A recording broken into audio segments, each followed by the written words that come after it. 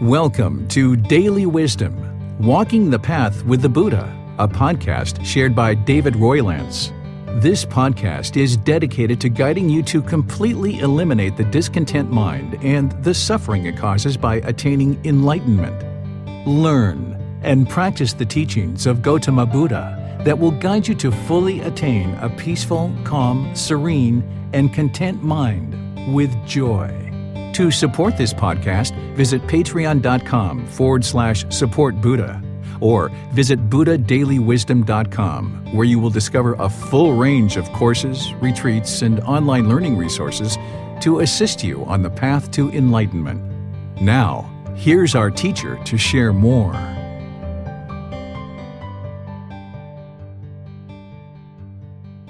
Okay, I'm going to start this morning by welcoming all of you guys. Sawadee-kap, welcome to Wat Tang Yu. Nice to see all of you guys here this morning. This is our third day of a 5-day course, and I know some of you guys might just be here for the morning because we have regular classes on Sunday, Wednesday, and Saturday. So welcome to all of you guys as well. Welcome to everyone who's joining us online. This course, it's a 5-day course where I'm teaching people how to understand what's called the jhanas, which are preliminary phases that the mind moves through as it's making its way to enlightenment, and understanding the 4 stages of enlightenment and how to move through these 4 stages of enlightenment. As part of our course, each morning we meditate, and then after meditation, I share some teachings with students to be able to help them understand the path to enlightenment. The path to enlightenment is a training of the mind where you're purifying the mind of certain pollutions that are causing it to experience anger, sadness, frustration, irritation, annoyance, guilt, shame, fear, stress, anxiety, loneliness, boredom, resentment, shyness. All of these feelings and others can be eliminated through training of the mind. So this particular course is just one course of many courses and programs that we have here that help students to gradually train their mind and understanding the wisdom that it takes to train the mind to be able to get to this enlightened mental state where the mind can be peaceful, calm, serene, and content with joy permanently. By the time you get to enlightenment, you won't experience any of those discontent feelings like anger, sadness, frustration, and all those others that I mentioned. So welcome to everybody here. Welcome to everyone online as well. I'm going to guide you in loving kindness meditation to get us started. This is a meditation that helps you to eliminate anger, hatred, ill will, even the lesser versions like frustration, agitation, annoyance. It also helps with any kind of negative self-talk. If you have like negative inner dialogue where maybe you're degrading and diminishing yourself, this meditation will help you to have a more positive outlook for your own life and have this loving kindness or this genuine interest in seeing all beings be well. What I'm going to be doing is starting with some chanting to ease us into the meditation. Then there's going to be a period of time where I'm going to be guiding you in breathing mindfulness meditation. This is a meditation that we oftentimes do by itself, but we're going to just do it for about 3 to 5 minutes at the beginning of the loving kindness meditation. Then we're going to go into the loving kindness meditation where you're going to hear me saying these affirmations out loud, like, may I be peaceful. And then may I be safe. And when you hear these affirmations, you repeat them in the mind on the out breath.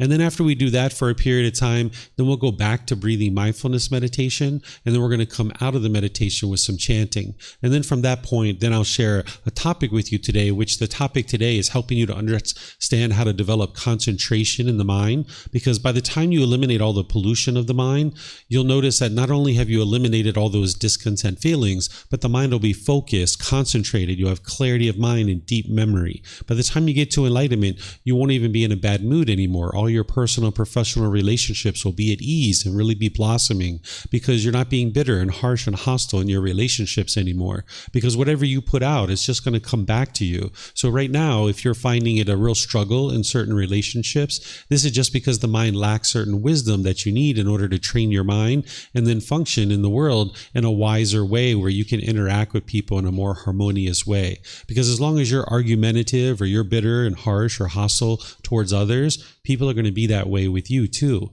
So when you transform your mind and you train your mind to be polite, kind, friendly, and respectful, then more and more as you're putting that out, you'll see that's what's coming back to you.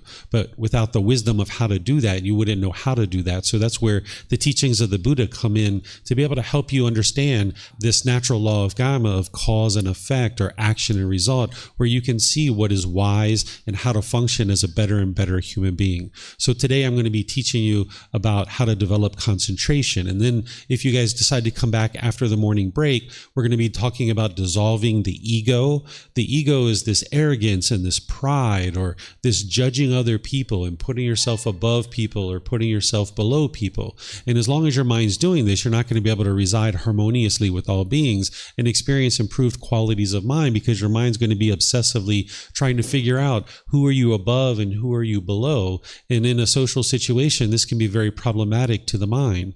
And then this afternoon, after we come back from our lunch break, I'm going to be teaching about the animal and human existence, about how most people that are born in the human world are coming out of animal existences. There's this cycle of rebirth that the Buddha taught that can actually be independently verified. You don't believe any of the teachings of the Buddha, but instead you're learning his teachings, you're investigating them and examining them, you're reflecting on them to independently verify them, and then you're practicing them in order to train the mind. And you don't believe anything in the teachings of the Buddha. There's no rites or rituals or ceremonies or worship. There's no belief in his teachings. And even the cycle of rebirth can be independently verified. What I'm going to be sharing with students today after lunch is I'm going to be talking about these 5 realms of existence, of hell, the animal realm, the afflicted spirit realm, the human realm, and the heavenly realm. None of these realms are permanent. They're not places to be punished or anything like that. Beings are moving in and out of these realms all the time. So I'm going to be explaining the nature of these realms and what beings experience in these various realms in order to help you understand how the human mind in the unenlightened state functions very much like an animal. And as you learn the path to enlightenment and you're purifying the mind, essentially what you're doing is you're shedding these animalistic instincts where the mind might be bitter and harsh and hostile, almost growling and roaring at people, trying to fear them to do things your way. So when you understand how the human mind functions, which is what the Buddha is teaching you, then you can shed these animalistic instincts, because you're not an animal, you're a human being.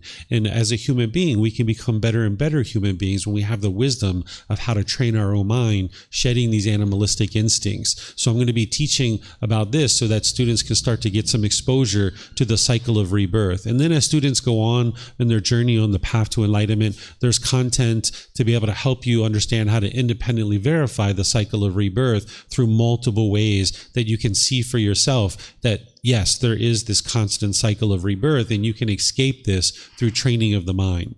So as I mentioned, I'm going to start with meditation by doing some chanting to ease us into meditation.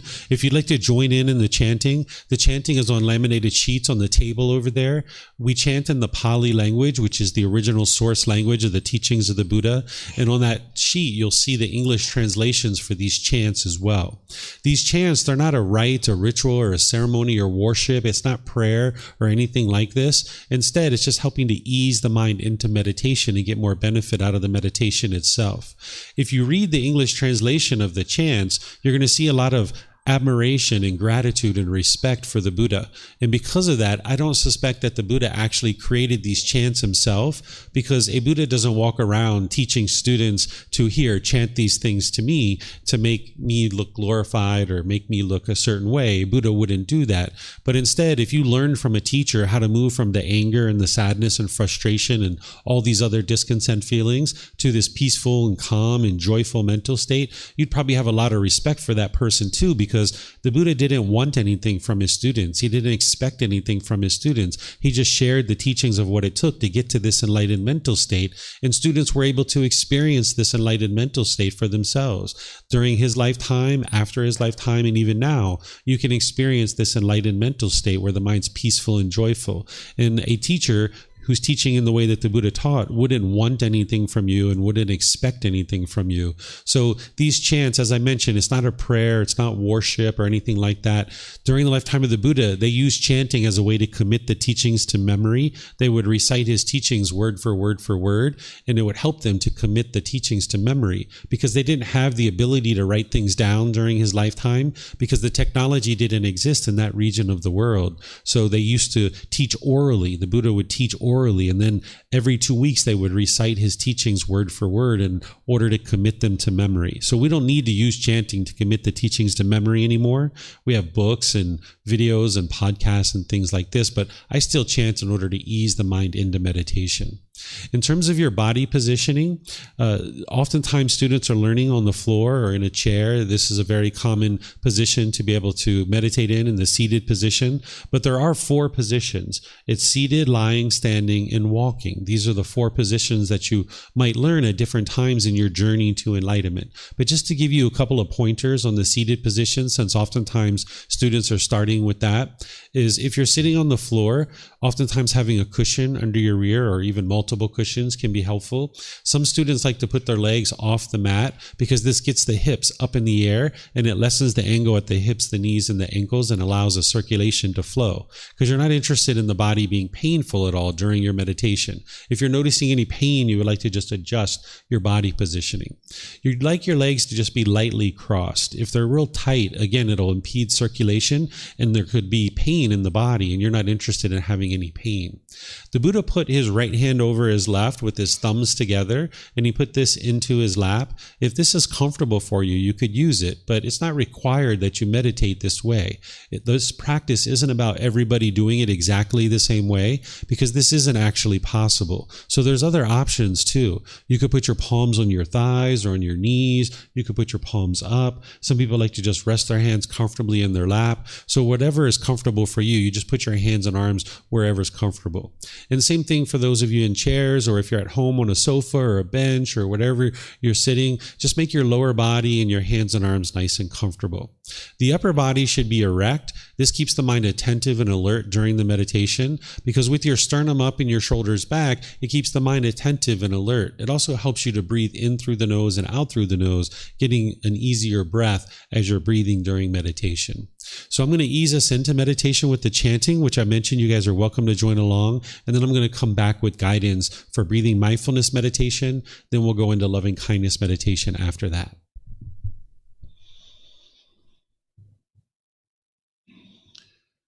Arahang Samma Sambuddho Mahakeva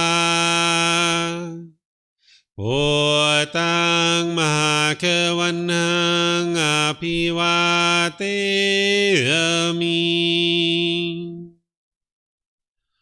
Savakato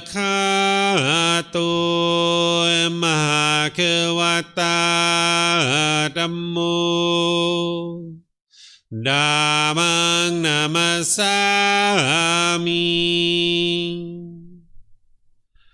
Supatipano Mahakavato Sāvaka Saṅkho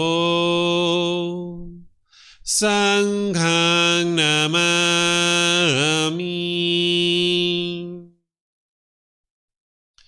Namo Tassa Bhagavato Arahato Samma Sambuddhassa Namo Tassa Bhagavato Arahato Samma Sambuddhassa Namo Tassa Bhagavato Arahato Samma Sambuddhassa Iti piso mahakava Arahang Samma Sambuddho Vicacaranang sammuno Sakatoro kawitu Anutero purisa Dhamma sati satatawa manusanang Poto Bhagavati.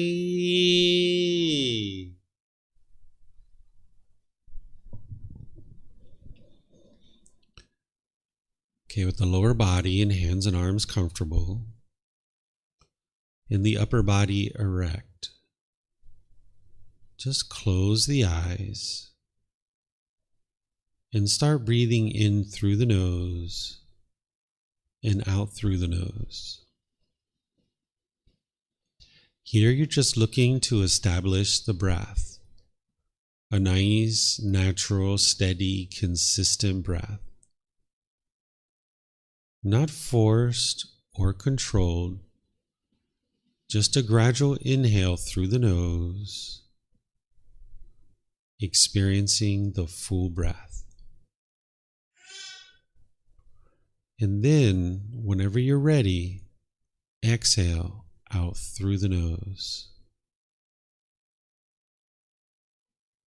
Breathing in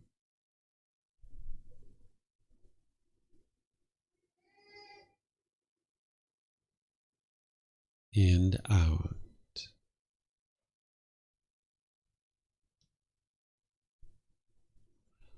Breathing in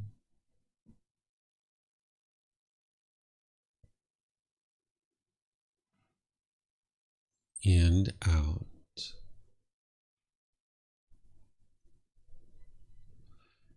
Your breath may not match up with the guidance that I'm providing, and that's okay. This is your practice. I'm just here for guidance. You can use this voice as a reminder that whenever you get to the next inhale, breathing gradually through the nose, developing a nice, natural, steady, consistent breath. And then, whenever you're ready, exhale out through the nose, experiencing the full breath. Breathing in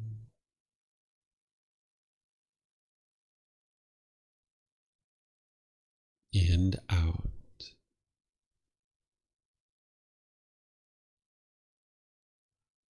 Breathing in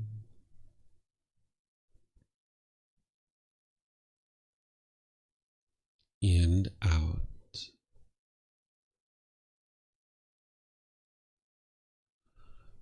With the breath well established, start fixating the mind on the breath, either the sound of the breath coming into the nose or the sensation of air moving over the skin into the nose.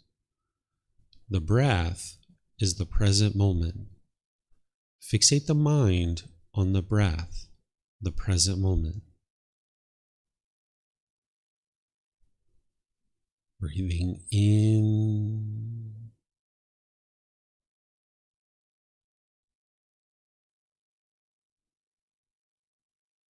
and out.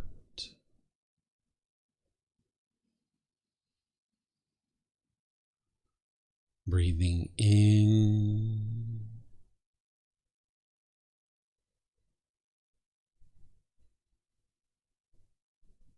and out.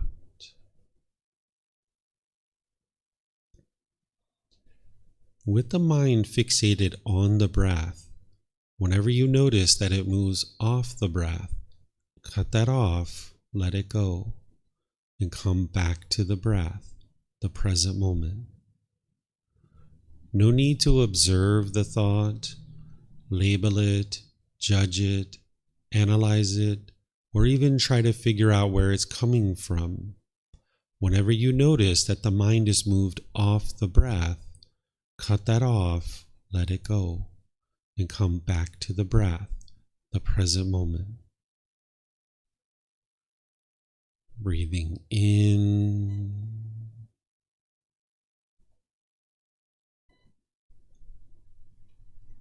and out.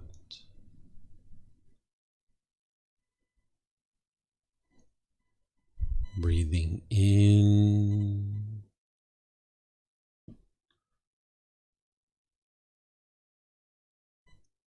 and out.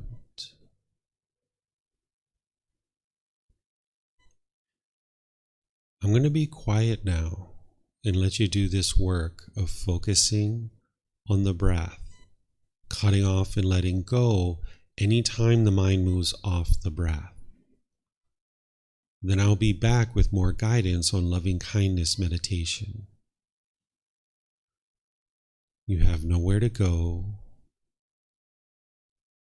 There's nothing to do. No one needs you right now.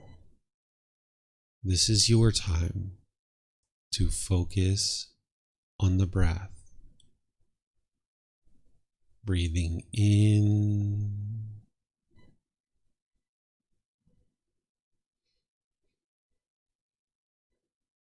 and out.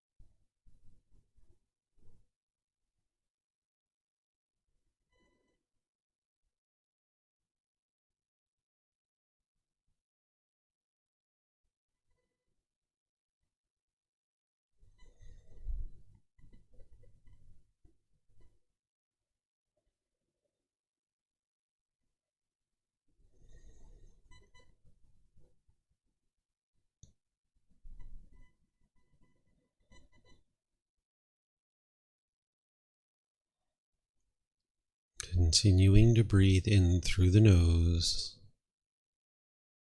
and out through the nose. When you get to your next out breath, repeat these affirmations in the mind.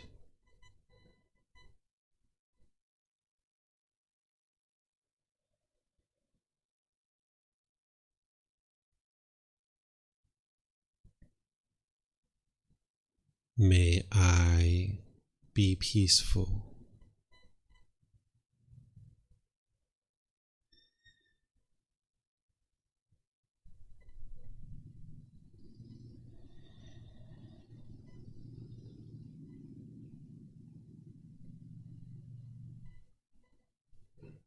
May I be safe.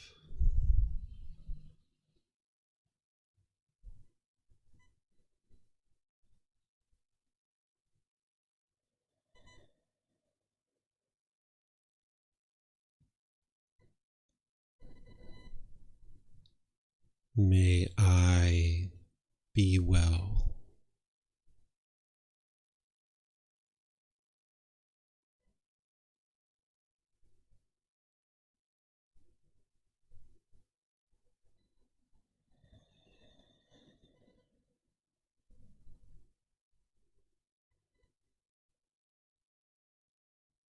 May I be free of all discontentedness in the suffering it causes.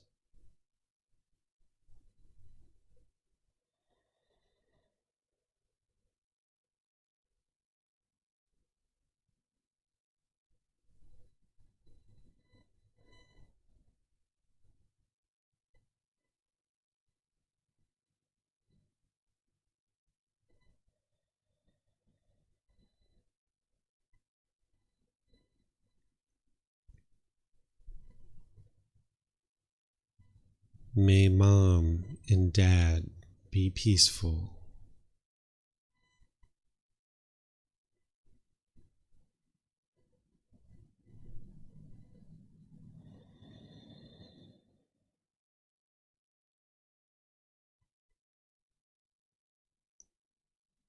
May they be safe.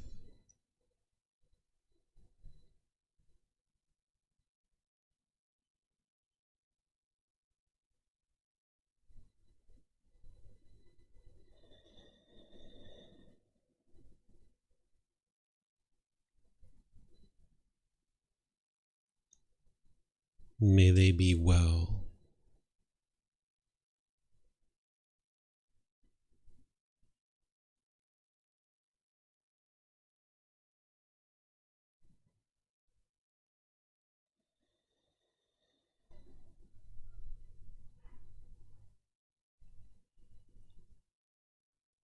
May they be free of all discontentedness in the suffering it causes.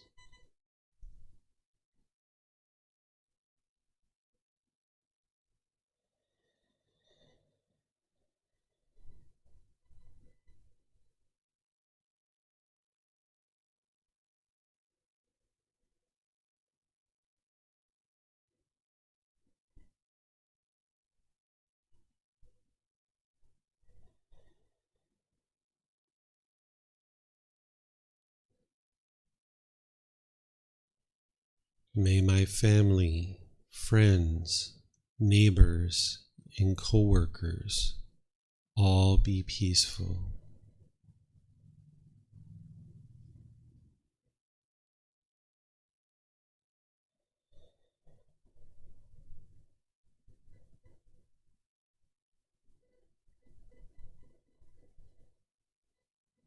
May they be safe.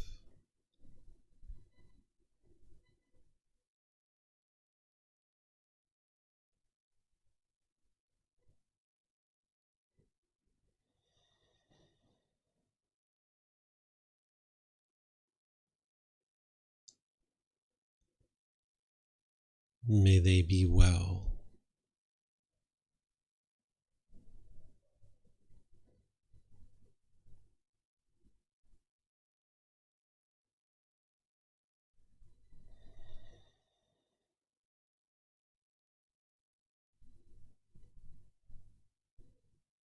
May they be free of all discontentedness in the suffering it causes.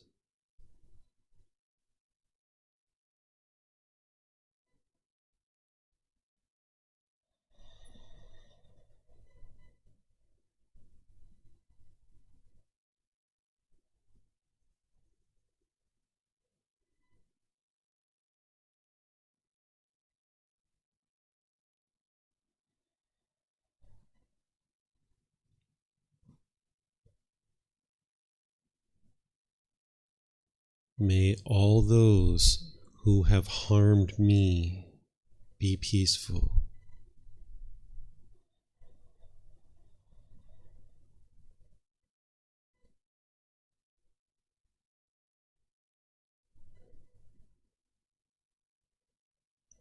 May they be safe.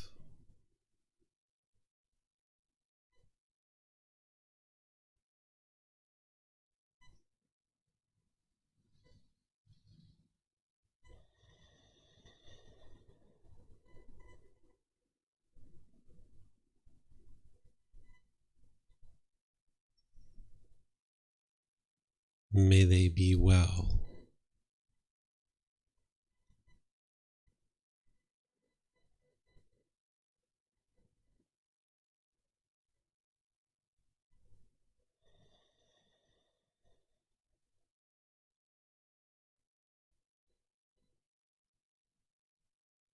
May they be free of all discontentedness in the suffering it causes.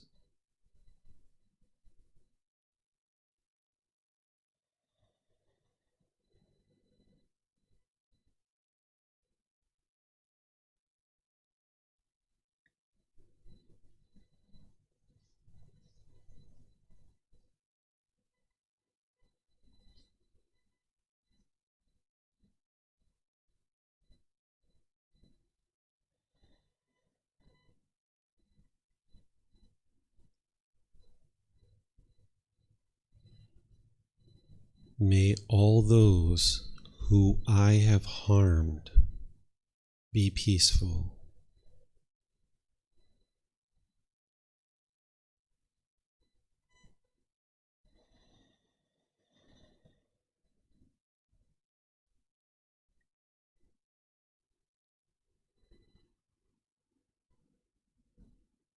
May they be safe.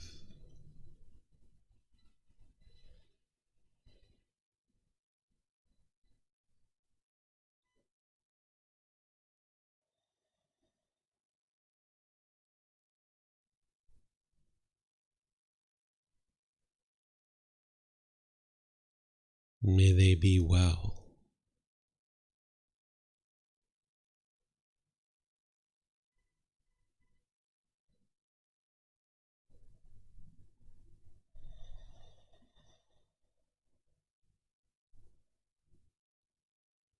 May they be free of all discontentedness in the suffering it causes.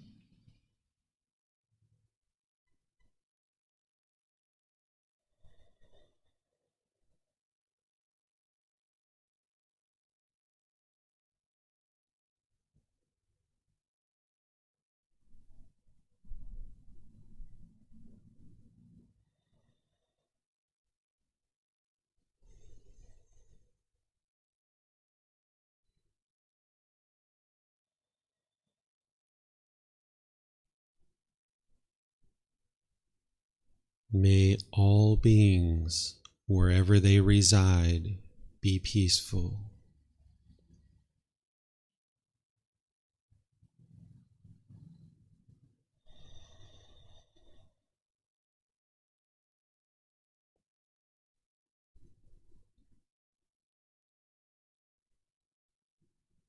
May they be safe.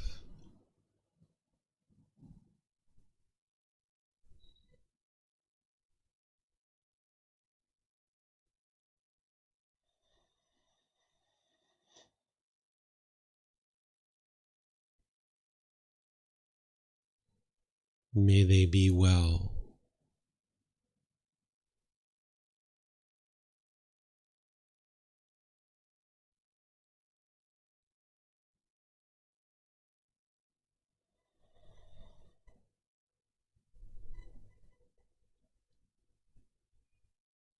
May they be free of all discontentedness in the suffering it causes.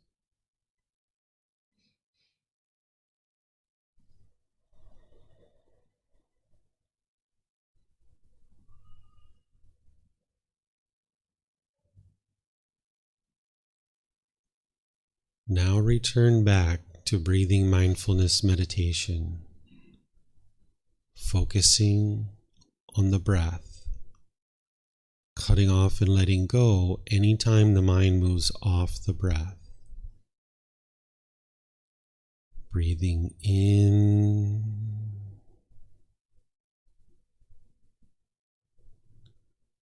and out.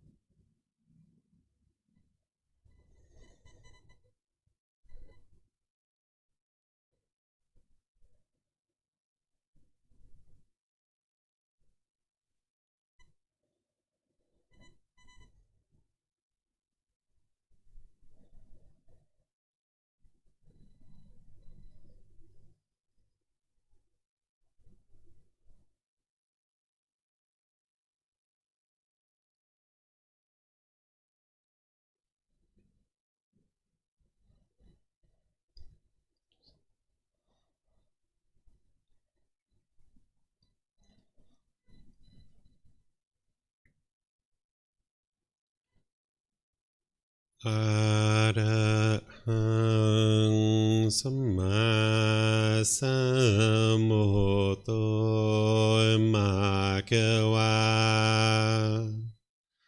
พุทธังมหากวันหังอภิวาเทมิสวากขาโตมหากวตาธัมโมธัมมังนามัสสามิ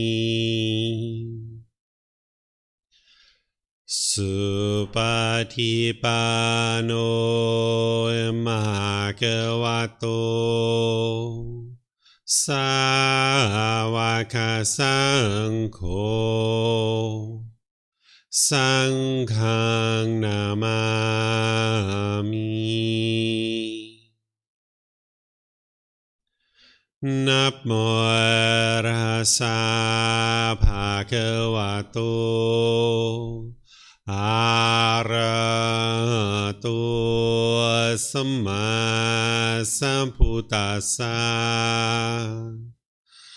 นะโมตัสสะภะคะวะโตอะระหะโตสัมมาสัมพุทธัสสะนะโมตัสสะภะคะวะโตอะระหะโตสัมมาสัมพุทธัสสะอิติปิโสภะคะวะอะระหังสัมมาสัมพุทโธวิชาจารณังสัมมุโนสกขาโตโรกาวิโตอนุเตโรปุริสาธัมมาสติสัตตาตาวามนุสนังพุทโธภควาติ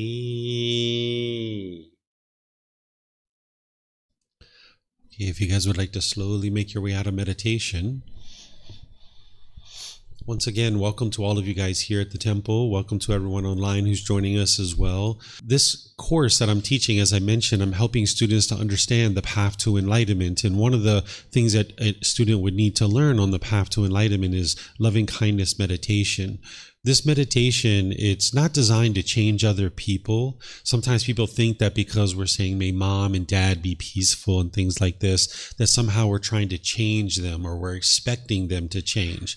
Instead, what this meditation is doing is it's transforming your mind away from anger, hostility, bitterness, frustration, so that now when you're around mom and dad or your family or your friends or anybody else that you insert into your meditation, you can be more loving and kind. Because when you're more loving and kind, then you'll see your relationships transform. Oftentimes we hold on to bitterness and hostility and resentment because we think somehow we're getting back at this other person for something that we wish that they wouldn't have done. But this is like holding a hot coal in your hand and trying to burn somebody else. That you're not actually burning somebody else by holding on to your resentment. It's actually harming you. It's harming your own mind. So this meditation is designed to transform your mind, uproot the pollutions that are in the mind that are causing the anger and the frustration and the irritation and the annoyance and all these other discontent feelings. By the time you get to enlightenment, you won't even have the slightest dislike for another person.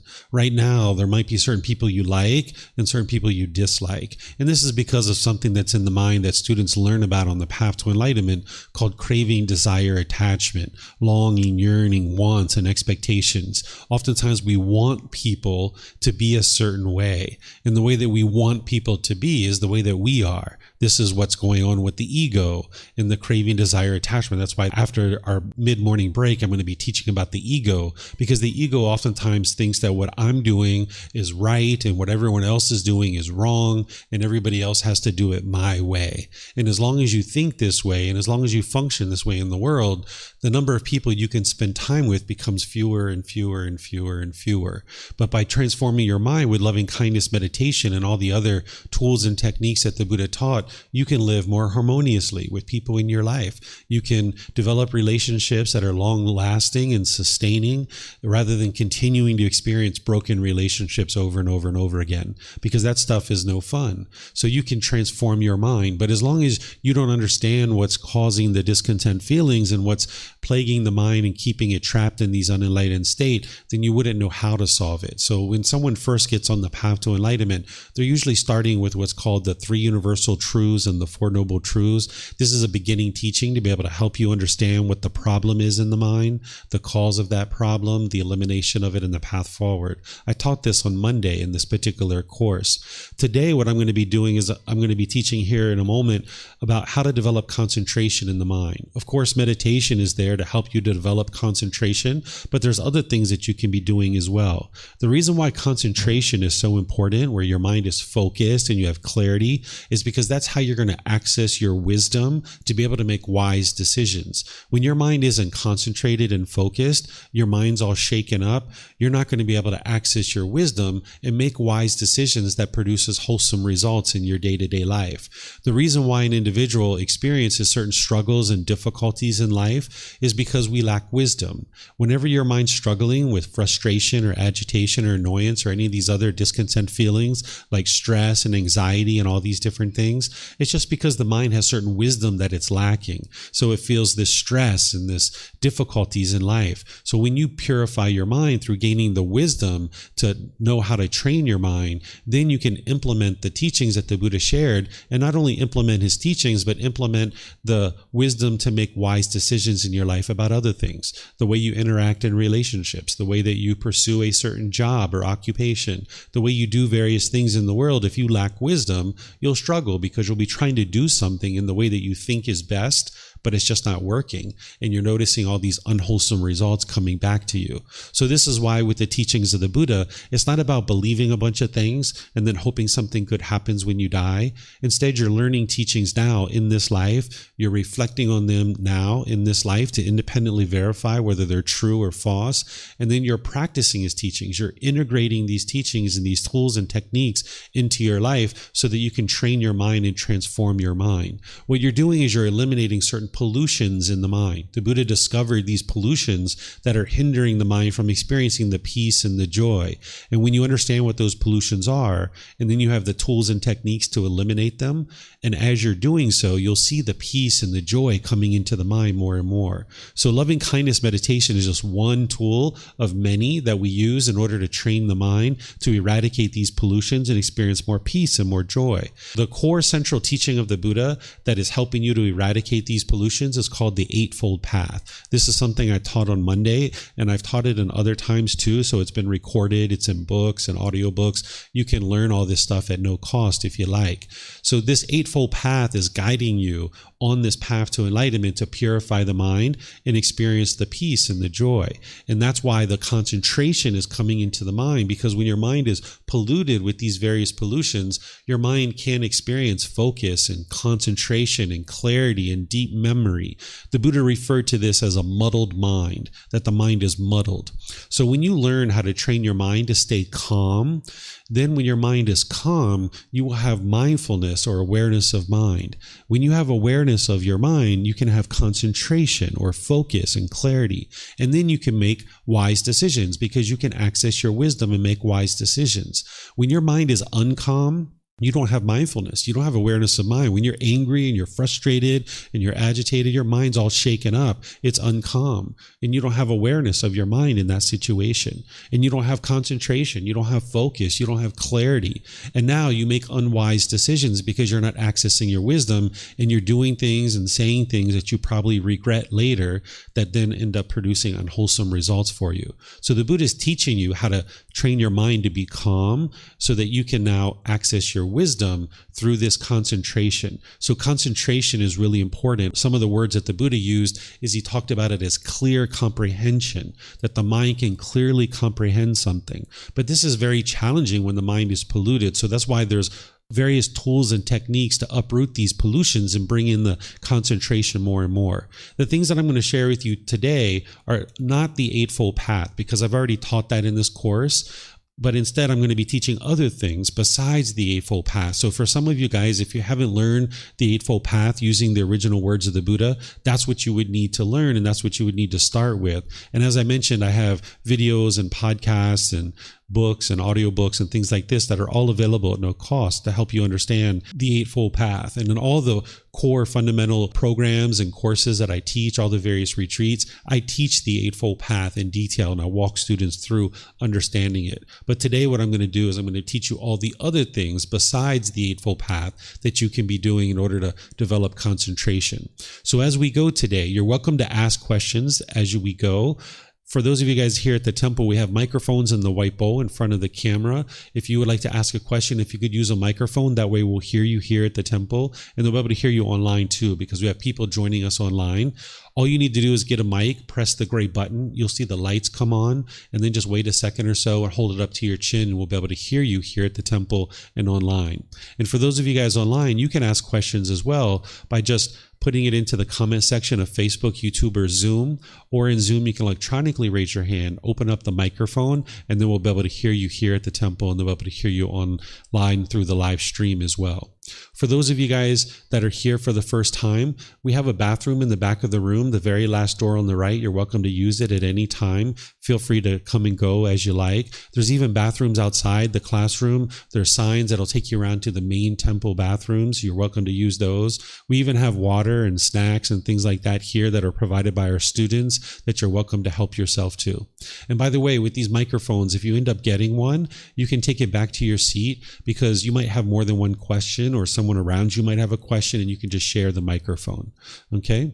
So helping you to understand this concentration and acquiring concentration, it's to develop the mind to practice what's called singleness of mind. This is something the Buddha taught during his lifetime, where you focus the mind on just one thing at a time, because the mind can't actually truly do more than one thing at a time. This is part of the unknowing of true reality, or oftentimes referred to as confusion or delusion or misunderstanding or misperception, that oftentimes we're taught that somehow we can multitask. And this is what we're oftentimes taught in various places in the world. Well, this whole idea of multitasking didn't exist until about the 1960s. In the 1960s, this is when computers came out. When computers came out, they can multitask because they have a processor. There's a computer chip, and they can do multiple things. And when computers started doing this in the 1960s, human beings started thinking that we should be able to do that too. And people started talking about multitasking. Well, the mind in the human state, you're not actually multitasking. What you're doing is you're doing multiple things in rapid succession. So you might be talking on the phone for 3 seconds, 5 seconds, 10 seconds. And now your mind is switching, and you're looking at the TV. And now you're looking at the TV, and the person's talking on the phone, and you're not really paying attention. You're looking at the TV. And now you might do that for a few seconds, and now you rapidly cycle over here, and maybe you're eating a sandwich or something like this. So on this telephone call that would otherwise maybe be a 5, 10, 15-minute conversation, it might end up being 30 minutes or 45 minutes because your mind's rapidly cycling around and around and around.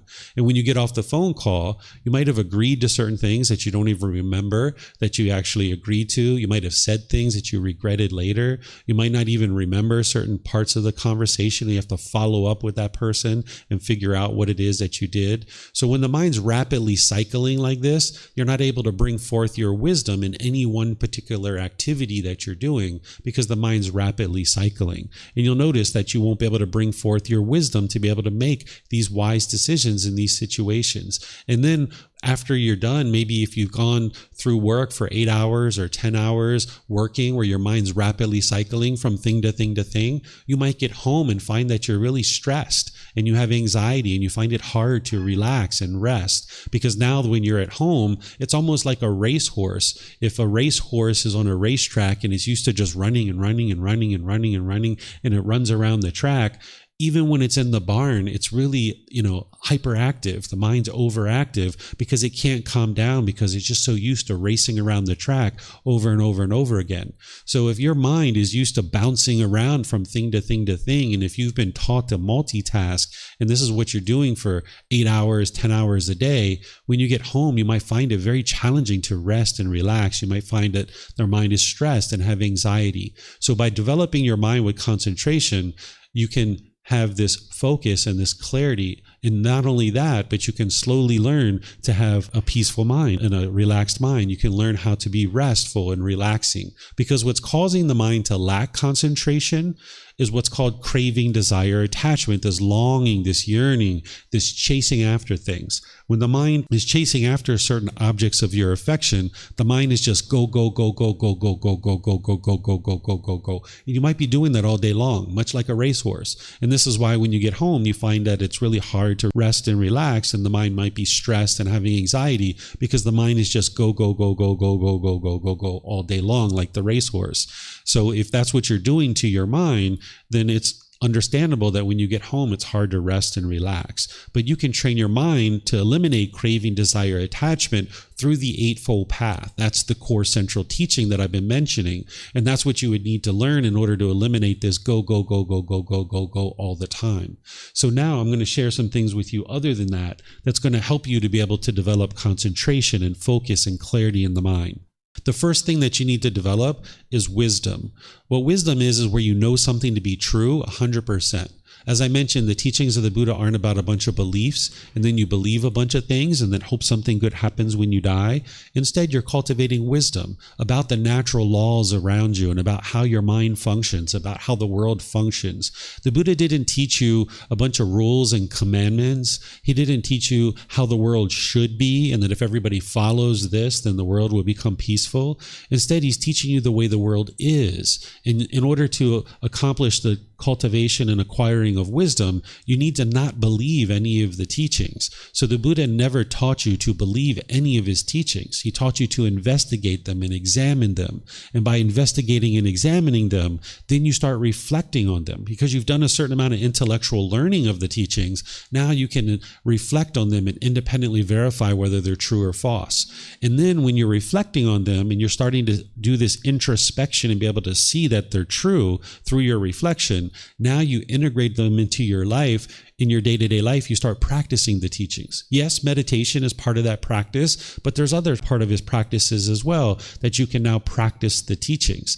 And then as you're doing that and you see your mind becoming more peaceful and more joyful and your relationships are becoming more peaceful and more joyful, this is how you know the truth and you've acquired wisdom that yes, these are the natural laws. This is what's wise. Because these natural laws that the Buddha taught, you're affected by them whether you're aware of them or not. Just like the natural law of gravity. You're affected by the natural law of gravity at 2 years old, 3 years old, whether you're aware of it or not. And you struggled with that natural law of gravity because you didn't understand it. You lacked wisdom of it. So you fell down, you hit your head, you broke your toys. But eventually you gain enough wisdom of this natural law of gravity that you can now navigate the world without struggles and without difficulties. This is why you can climb a ladder. This is why you can ride a bicycle or a motorbike and get on airplanes and fly all over the place because you fully awoke to the wisdom of the natural law of gravity. So there's other natural laws that you need to awaken to. So acquiring wisdom is a primary thing that you're doing on the path to enlightenment. You're not believing me. You're not believing the books. You're not following me. You're not a devotee or any of these kinds of things. You're an independent practitioner looking to find the truth. And a teacher's role is to point out the truth almost like a tour guide. And then the students are learning and growing and developing to be able to acquire this wisdom. So when you're acquiring wisdom of the natural laws, you're going to learn how to train your mind. You're going to learn what's plaguing the mind, and you'll be able to independently verify that and train your mind and see the truth that it actually works. So acquiring wisdom and developing this life practice is a primary thing that you need in order to develop concentration, because you need to understand what are the pollutions in the mind that are hindering you from concentration. And then when you understand those and you use the tools and techniques to uproot them, this is what's going to lead to the concentration and the clear mind, because you now have the wisdom to understand what is the problem, the cause of that problem, how to eliminate the problem, and the path forward of how to eliminate the entire problem. So part of that path is meditation and practicing generosity. This meditation that we did this morning, I already mentioned to you what loving kindness meditation is for. It's in order to transform the mind away from anger and hatred and ill will and all those lesser versions like frustration, agitation, annoyance, and so forth. But what's causing those feelings to arise is inside your own mind. It's called craving, desire, attachment, this longing, the yearning. The mind wants things to be a certain way. And if you get things your way, you get these pleasant feelings like happiness, excitement, elation, thrill, exhilaration, euphoria. But if you don't get things your way, you get angry or sad or frustrated. Oftentimes we blame other people, thinking that it's other people who are causing the mind to be angry or frustrated. But it's not other people. It's not external things that are causing your anger. It's what's going on inside your own mind. So while loving kindness meditation is important in order to transform the mind away from anger, this other meditation that we did before and after the loving kindness, which we just did a little simple version of it, but normally you do it for a much longer period, is called breathing mindfulness meditation. This meditation is there to eliminate craving, desire, attachment. When you're focused on the breath and the mind moves off the breath, you're training your mind to cut that off, let it go, and bring the mind back to the breath. You're training your mind to let go, let go, let go. Because with craving, desire, attachment, this longing and yearning, where the mind wants things to be a certain way and you can only be happy if you get it that way, the mind's holding on. It can't let go. So that when you see something you disagree with, or when you hear something you disagree with, or you smell something that you disagree with, or maybe you taste something, or something comes in contact with the body, or some thought goes through the mind, if you disagree with it, you'll get angry, you'll get frustrated. You're holding on to something. You're wanting something to be a certain way. And it can't be that way permanently because you live in an impermanent world. So all these things around you are constantly changing. So as long as you crave things to be a certain way permanently, they can't be that way permanently because you live in an impermanent world. So this breathing mindfulness meditation, it's not designed to eliminate your thoughts. So if you had to cut off your thoughts 10, 20, 30, 50 times during your meditation, this is completely normal. You're not bad at meditation. It's just that your mind is untrained and you're having to constantly let go and come back, constantly let go and come back. Essentially what the meditation is for is it's designed to almost like exercise the mind, that you're exercising the mind. It's like taking the mind to the gym, just like you would take the body to the gym and exercise the body to get stronger and build up your muscles. You're exercising your mind to be stronger and to be more disciplined so that you can let go of things and not hold on to things so tightly. Because, for example, when you had that boyfriend or girlfriend and you guys were together and you guys separated and you got angry and frustrated, you were holding on to them and wanting them to be with you or wanting them to be a certain way. And when your mind couldn't let them go, it was angered and it was frustrated and it was agitated. But at some point, your mind has let them go. And you're like, you know what? If they'd like to be with somebody else, so be it. Let them be with somebody else. You've let them go. And then your mind became peaceful and joyful. Or maybe you're freshly out of a certain relationship and your mind hasn't let them go yet. So training your mind in breathing mindfulness meditation will train your mind to let go so you can get to the peace and the joy. Because as long as you hold on to this person and you're holding on and wanting them to be in your life, you'll be unpeaceful. You'll be angry or sad or lonely or bored because you're wanting something that you don't have.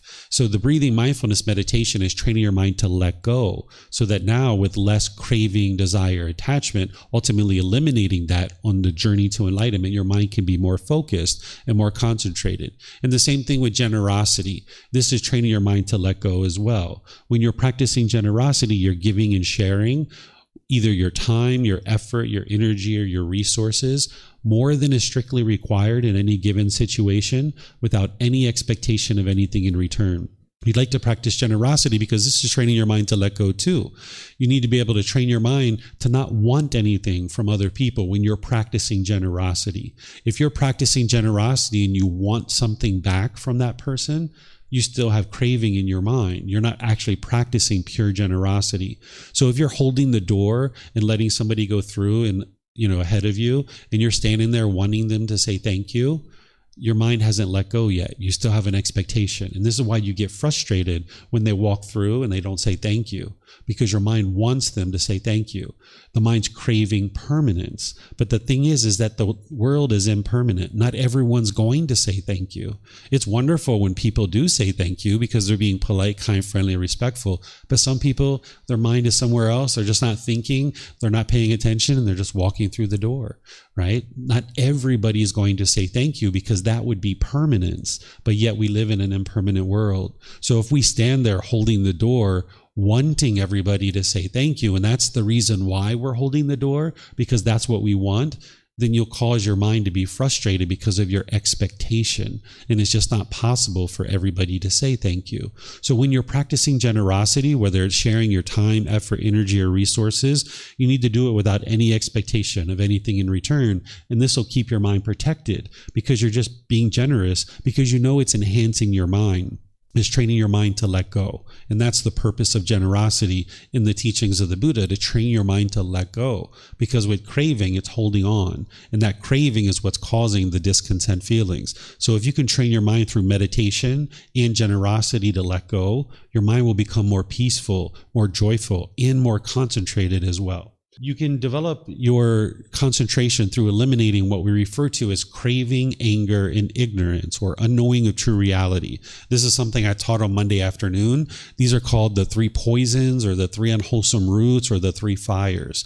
This is a high-level description of what's going on in your mind and why the mind experiences all these challenges and struggles in day-to-day life. So on Monday, I shared what these 3 poisons are in a way that students can independently reflect on this. And then I provided solutions to be able to help students to understand this. And I do this in other courses as well. In fact, if you were here at any other time, you might have actually learned that with me already. So eliminating the 3 poisons, or the 3 unwholesome roots, or the 3 fires, this is a high-level description of what's plaguing the mind. That's what's going to produce the concentration. And this goes deeper into what's called the 10 fetters, which I taught this yesterday. The 10 fetters are the 10 individual pollutions that the Buddha discovered. We talk about them as a high level, as craving, anger, and ignorance, but we go into more detail as the 10 fetters. These are 10 individual pollutions in the mind that need to be eradicated and eliminated in order for the peace and the joy to come into the mind. And as you're eliminating these pollutions, you can see for yourself that your mind's becoming more peaceful, because you know in situations where you're once angry and frustrated and sad and all these other discontent feelings, and when you're in that same situation and your mind isn't experiencing that anymore, you'll know that you're gradually working to eliminate these pollutions because you see the improvement to the condition of your mind. So this is part of the path to enlightenment. This is what you're ultimately working to eliminate, which is these pollutions. And having done so through the tools and techniques that the Buddha shares with you, not only will your mind become more peaceful and joyful, but it'll become more focused and concentrated, so that now you can access your wisdom, make wise decisions in your life, whether it's your personal life or your professional life. And now making those wise decisions, you'll experience improved results in life. But as long as we go around and blame other people for what it is that we experience in life, or we might think it's good luck or bad luck of what we're experiencing, or we think it's destiny or fate, you can't actually change your life if you think it's good luck, bad luck, destiny or fate, or if you blame other people for what it is you're experiencing in your life. You'll never change what you're experiencing because you haven't cultivated the wisdom. You haven't trained your mind to be focused and concentrated to then access that wisdom to make wise decisions that are going to produce wholesome results in your life. So getting rid of these pollutions is a primary aspect of the path to enlightenment, because that's what's going to lead to the peace and the joy, and ultimately the concentration to be able to make wise decisions that is producing wholesome results in your life. As I mentioned at the beginning when I first started talking, is the mind can only do one thing at a time. It's really important to be able to see this. If you don't know this to be true and you really think that your mind can do multiple things at one time, you can come see me when we get to the break, and I will show you a little activity that you can do that will prove to you in your own independent verification that your mind can only do one thing at a time.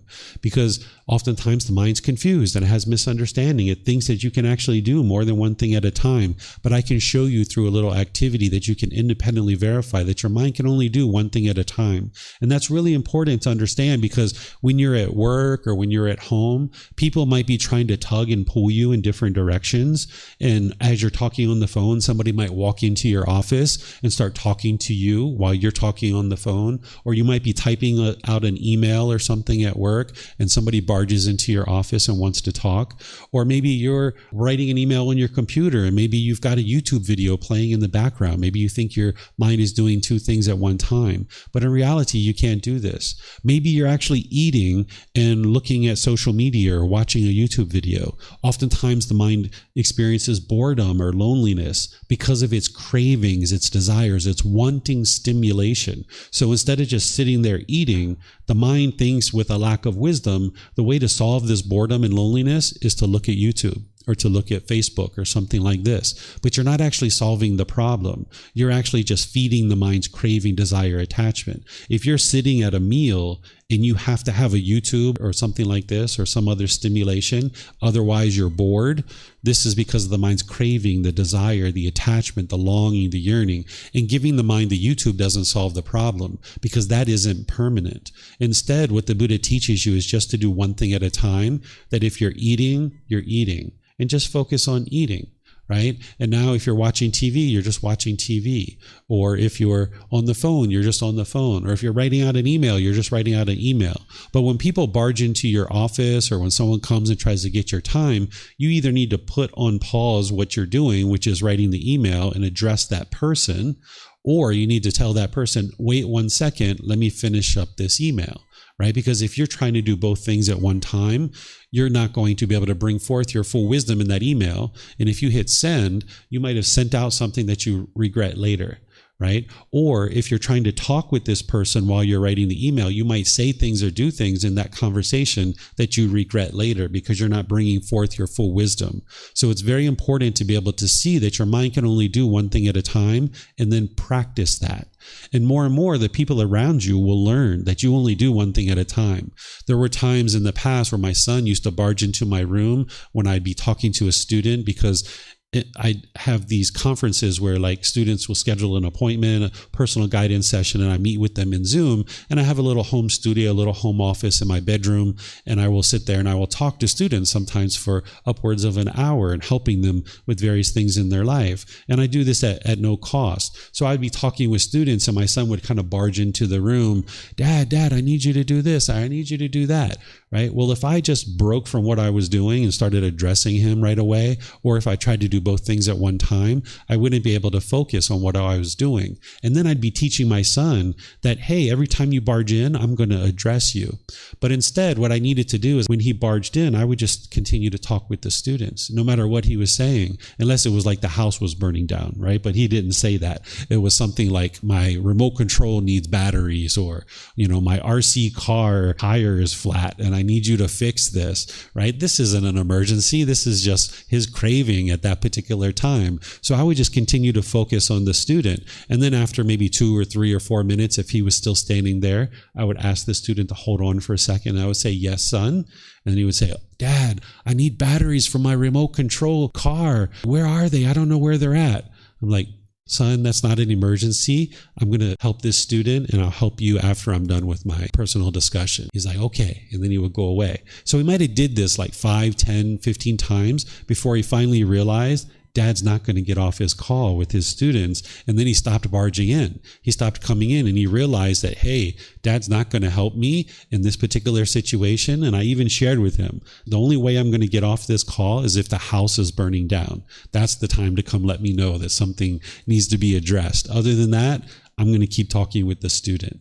And he understood that. And now he practices in the way that I'm practicing as well. And still every once in a while, he might come into the room, but he'll just stand there politely and he'll wait until I get to a pause. And then when I get to a pause, I will talk to him. So I just helped him to understand that, people, when they're talking on the phone or when they're engaged in writing an email or something like this, they're not going to shift their mind back and forth. And I don't do that. And it would be unwise for him to do that. So teaching the people around you, not that that's what's going to make you peaceful. You need to train your own mind to not want things to be a certain way, so that when he barged into my room, I wasn't angry. I wasn't frustrated. I wasn't agitated. I just understood it was unwise for me to address him, because then he's just going to constantly barge into my room whenever he thinks that he has an emergency that he needs to address, that he has some batteries that he needs. So when you start functioning through singleness of mind, the people around you will start understanding that, and you'll find less and less people barge into your office. Or when you're on a phone call, your children or your life partner or your neighbors or people like this are less likely to bounce in and try to distract you from what it is that you're doing when you practice singleness of mind yourself. And you'll notice that your cravings, desires, attachments will be eliminated, and you'll have more concentration to be able to access your wisdom in any one particular situation. So when you practice doing one thing at a time, when you practice singleness of mind, this is going to gradually train your mind to be able to be focused and concentrated. If you think about a piece of wood, and if you had a steel rod and you grinded this steel rod back and forth on the wood, back and forth, when you first start doing this, it's going to bounce around quite a bit because there's not a groove there yet in the wood. So when you first start practicing singleness of mind, your mind's going to bounce around quite a bit. So if you're washing dishes, your mind's going to wander. Or if you're eating, your mind's going to want to grab that YouTube video or whatever it is. It's normal because you're just starting to train your mind. Your mind's going to bounce around, just like that piece of steel, because there's no groove in the wood yet, and you're starting to grind it back and forth. It's going to bounce around quite a bit. But if you keep grinding this steel rod back and forth in the wood, eventually you're going to get a deeper and deeper groove, and it's going to be less and less likely to pop out of that groove.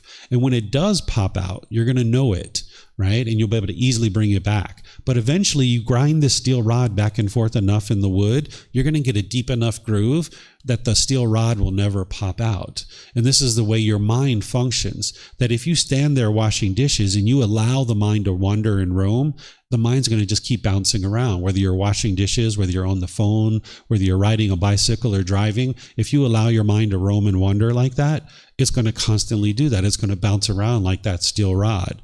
But if you can train your mind in meditation and with generosity and the other things that I'm sharing with you, that when you're washing dishes and you notice that your mind's wandering, cut that off and bring your mind back to washing dishes. Or when you're eating at a table and you notice your mind's longing and yearning for that YouTube video, if you put that away and just focus on eating, more and more as your mind does this, it will get to the point where it's comfortable with this. Initially, it's going to bounce around. It's not going to like it because the mind doesn't like when you start changing things in your life. Another way to say that the mind craves permanence is to say that it doesn't like impermanence. It doesn't like when things are changing. So when you start changing things about your life, your mind's going to revolt. It's going to fight you. It's not going to be interested in doing what it is that you're trying to do. Even though you're making wise decisions, your mind doesn't see that right away because it's confused. It has this misunderstanding. So if you can focus on doing just one thing at a time, you get this deeper and deeper groove, and now your mind will stay focused and concentrated. You'll be able to have conversations where your mind is just focused, almost like a pinpoint, and you can be very targeted in the way that you talk and communicate with other people. So in work, when you're at work in your professional environment and you're very concentrated and focused, you'll be able to perform better. And you'll be able to see more improvement and promotions in your work. And in your personal life, when you're very focused and concentrated, you'll be more effective in your personal relationships as well. But when your mind's bouncing all over the place, it's much harder for you, and you struggle and have difficulties to think through what it is that you're choosing to do in a given day and apply wisdom to actually help you in life. So practicing singleness of mind at first is going to be challenging, but if you keep cutting off and cutting off and cutting off and coming back to whatever it is that you're focused on, all the while training with meditation and generosity, this is going to help you to stay focused because your mind's becoming more and more concentrated. You're having less and less pollution in your mind. You would like to observe the mind, that wherever you see the mind longing and yearning, wherever you see a craving, like I'm talking about with washing dishes or eating, you'd like to cut that off and let it go. This observation of the mind, we call this mindfulness or awareness of mind. Even though people in day-to-day life might not be using the word mindful in the same way as the Buddha used it, it's helpful to understand the word mindful in the way that the Buddha used it. Sometimes you might hear someone say, can you mindfully carry this glass of water to that table? What they're really saying is, can you carefully carry this glass of water to the table? You'll hear this in common language. But when you think about mindfulness or observing the mind or awareness of the mind, you should think about awareness of the mind. You would like to have awareness of the thoughts. And one of the things that your mind's going to be doing in the unenlightened state is it's going to long and yearn. It's going to think, if I just get more money, it'll make everything perfect in my life. That's what I need. I need more money. Give me more money. That'll be perfect. Everything will be wonderful if I just get more money. Oh, you know what I need? I need a new boyfriend, a new girlfriend. That's what I need. Everything will be perfect in my life. That is going to complete me and make me feel whole if I just get a new boyfriend or girlfriend. And you chase after these things for a while, you get it, and you feel happy for a while, but then it fades away.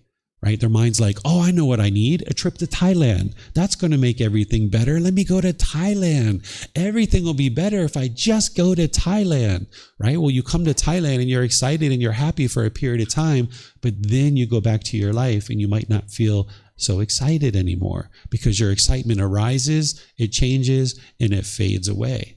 Right? And what the Buddha is teaching you how to do is get to this permanent joy, this permanent happiness where you're not basing your inner feelings on any particular thing. So you need to observe your mind where it's longing, yearning, and it's chasing after something, because in that situation, it's only going to be happy when it gets what it wants. And when it doesn't get what it wants, and you can't always get what you want, it's not possible because of impermanence, you're going to be sad and angry and frustrated. So you can train your mind to pursue things through wise decision making as a goal, as an objective, or an interest, rather than chasing after it with craving, desire, attachment. Because as long as you're chasing, you're only going to be happy if you get what you want. And then that happiness, it's going to arise, it's going to change, and it's going to fade away, because it's temporary. So ultimately, you're going to feel dissatisfied anyway. Even if that happiness lasts a week or two, you're going to ultimately end up back in the painful feelings, because it's conditional happiness, where the mind has based its inner feelings on some condition. So if you can observe your mind and develop mindfulness through meditation, you can see when your mind's doing this. You can see where it's longing, yearning, and now you can cut it off and let it go. And instead, learn how to pursue things as a goal, objective, or interest without this longing, without this yearning. As I was mentioning, it's helpful to interact with just one person at a time. When you are in conversations, like I explained on the personal guidance session on the computer, and my son walks in, just one person at a time. If you get used to talking to multiple people, like if you're on the phone and someone barges into your office and you stop what you're doing and you address that person, more and more and more people are going to be barging into your office, because what you're teaching them is that you'll break off your conversation on the phone in order to address them. So the way you function and the decisions you make, people around you will navigate that. You don't need to tell this person, stop coming into my office. Like I never told that to my son. I didn't say, stop coming into my room. You got to stop barging in here. I just politely functioned the way I was going to function. I handled the conversation that I was handling. I talked with him when I needed to talk with him. And slowly but surely, he learned that Dad's not going to break away from what he's doing in order to address me. So if you address just one person at a time, it'll help you and it'll help the people around you to be wiser in terms of the decisions that they make in terms of coming to see you and get your attention for any particular thing. A well-trained mind can be relaxed and calm, but yet alert and attentive.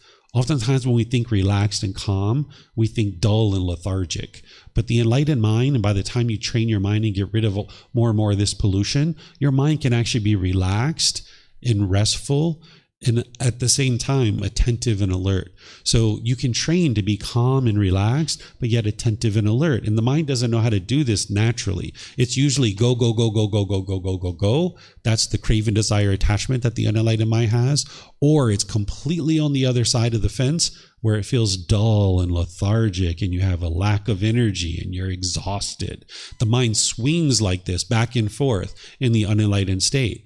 But what you do when you fine-tune the mind and you train the mind is you bring the mind to the middle where you can be relaxed and calm, but the mind can be attentive and alert. But the mind doesn't know how to do that because it lacks training. So that's what the Eightfold Path is for and all these other teachings. So as you notice that the mind's dull and lethargic, there's ways to lift that up and bring it into the middle. But also when you're excited and overactive and the mind's anxious and stressed, there's a way to bring that to the middle as well, where it can be relaxed and calm, but yet attentive and alert. And this is part of the training with the Eightfold Path and the 7 factors of enlightenment. As I mentioned, calmness leads to mindfulness, which leads to concentration, which leads to you being able to access your wisdom. If you can't access your wisdom, you're going to make unwise decisions. And because of this natural law of cause and effect, you're going to experience unwholesome results. So anytime your mind is shaken up where it's unsteady or uncalm, don't make any decisions. Step away. If it's for a few minutes, if it's a few hours, even a few days, calm your mind down so that you can access your wisdom and make a well thought out decision. If you're making decisions rapidly and your mind is uncalm and shaken up, you're going to send out a bunch of unwise decisions into the world. And the natural law of karma is there to teach you, hey, you did some unwise things, you made some unwise decisions, this unwholesome results are going to come back to you, or this unwholesome karma. So maintaining your calmness, which allows you to have mindfulness, concentration, and access your wisdom is so important, because as you make wise decisions, you'll experience wholesome outcomes or wholesome karma coming back to you. It's important to develop the mind and use it regularly. It's like exercising the mind, as I mentioned. So nowadays we have a lot of modern devices that take away our need to be able to have a very well-refined memory. During the lifetime of the Buddha, they didn't have a lot of these things, so the mind could be refined a lot better. At one time, we had to remember people's phone numbers, right? I don't know how old you guys are, but we used to have to remember people's phone numbers, and we actually had to dial it on this rotary dial. And if you got one number wrong, you had to start all the way over at the beginning, right? You had to dial it again, right? So you're having a good memory in that situation was really important, because if you didn't get each number exactly right, you had to start all the way back over at the beginning. But nowadays we don't have to do that kind of thing because it's stored in our phone. And we have other things that we have modern devices for that keep track of things that we don't have to have as a refined of memory. But where possible, try to use your mind. So for example, when you get those one-time passwords, those OTPs, right? When somebody sends you a text message, like a company sends you a text message and you have to log in, instead of like looking back and forth, try to remember all 6 numbers at one time, right? Or try to remember some phone numbers, try to remember people's names, try to exercise your memory in your mind. That's what the chanting is helpful for. When you're chanting, if you develop a chanting practice, it exercises your mind because you need to remember those chants. So because we have so many modern devices, which is great that we have these, your mind is lacking the situations where it has to have memory. So you're going to have to incentivize the mind and put the mind in the situation where it's exercised, where it has to remember certain things. So where you can do that, try to do that. And one-time passwords is a way to do that. Phone numbers is a way to do that. Maybe your credit card number, you can remember that. Or some places they have like national ID numbers or social security numbers. These are things that you can train your mind to remember, and it will really help you. Even though we have these modern devices that can do those things for us, put your mind in a situation where it's having to be exercised, and this will help you to refine your mind rather than just rely on certain devices that we have nowadays. Okay, so that was everything that I had to share that is outside of the Eightfold Path. Remember, the Eightfold Path is what's really needed in order to train the mind to be able to fully eradicate the pollutions. These are things outside of that that'll help you and kind of give you some additional guidance to understand how to develop this concentration. Is there any questions here at the temple or anything online you guys would like to ask me about anything I've been discussing? Just checking online here. I don't see anything here. You guys don't have any questions, so okay. So I don't see any questions anywhere. So as you guys saw, after our morning break here, what I'm going to do is I'm going to come back and teach you about dissolving the ego. Ego serves no purpose. This is the arrogance, the pride, the boastfulness, the measuring and comparing, the putting yourself above people or below people, talking down to people, or being uncalm when you think that you're below somebody. So if you guys would like to take a break and come back, I'm going to be teaching at 10:45, which is essentially about 20 minutes from now. I'm going to start teaching this particular topic. I'm going to explain to you what the ego is. I'm going to explain to you some of the problems and complications you experience because of it. And then I'm going to explain to you how to eliminate it through various tools and techniques to eradicate it from the mind. And this will also produce more concentration because you're getting the pollution out of the mind, but it will also help you to live more harmoniously with all beings. Because when you have arrogance and ego, people will tend to push you aside because they're not interested in being around it. So I'm going to explain all of this to you and more. So if you'd like to come back at 10:45, I'll start teaching then. If not, then perhaps I'll see you guys in a future class. Have a very lovely and wonderful rest of your day. We'll talk to you next time. Sawadee ka. Thank you for listening to this podcast. To provide support for this podcast, visit patreon.com/support Buddha. To access more teachings, visit buddhadailywisdom.com. There, you will discover a full range of courses, retreats, and online resources to assist you on the path to enlightenment. Remember to establish a daily, consistent meditation practice, along with learning and practicing these teachings. A well-developed meditation practice is the foundation in which to train the mind to attain enlightenment.